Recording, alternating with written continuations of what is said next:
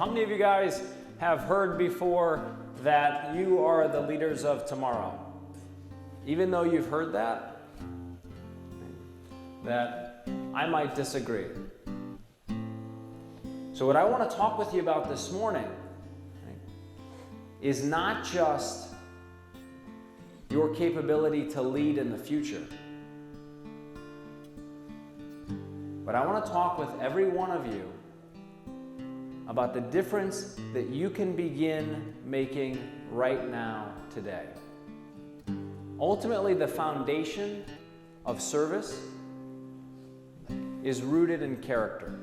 I was working with refugees who were survivors of the genocide in Rwanda, and I was working especially with unaccompanied children. And there was a 16-year-old boy who was the leader of this group of 15 boys. And I'll never forget, he looked around at this group and he said, he's powerful with fire and with cooking. And he's powerful with the soldiers from Zaire. They like him. And he's powerful with singing. And he is powerful. And as he went around the group, he described every single boy as being powerful in some way. He had to keep a group of 15 boys alive through a genocide. He had to lead them through a 100-miles-long refugee movement. He had to keep them alive through months of disease and deprivation. And yet, he was able to do that, I think, because he had the virtue of humility. One of the things that you learn in the SEAL teams is that it does not matter how incredibly intelligent, how smart, how fast a runner, how fast a swimmer you are. What matters ultimately is the power of your team. I know for sure that every single one of you who is here today has the ability, through your service, through your leadership, to start to make an impact in your school and in your community. You know, I often hear people talk about my brother using these really broad and powerful terms. Hero, warrior, brave, leader. And Travis was all of these things, but he was as ordinary as you and me. As Eric mentioned, Travis lived his life by a simple motto: if not me, then who? Every day, you must challenge yourselves to have if not me, then who moments. These are the moments where you lead by example. And it takes courage to lead by example. It may not always be the popular thing to do, but trusting in yourselves and your abilities is one of the strongest character builders that you can have.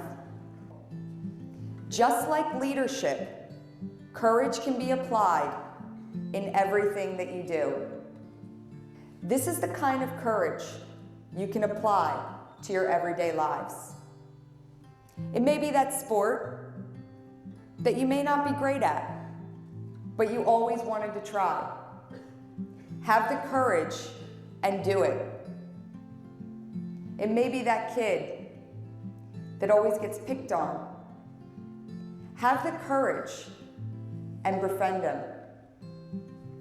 It may be that situation where you know that something isn't right. Have the courage and stand up to it. When you start applying these courage and leadership skills in the little things that you do, you are creating the embodiment of an individual who has the potential to do amazing things.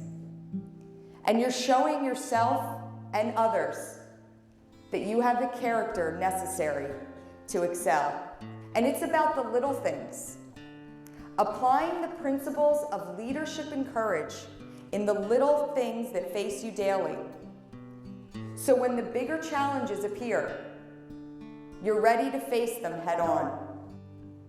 Because in reality, guys, true leadership is, and it always will be, a selfless action. It involves taking yourselves out of the picture and considering the needs of others.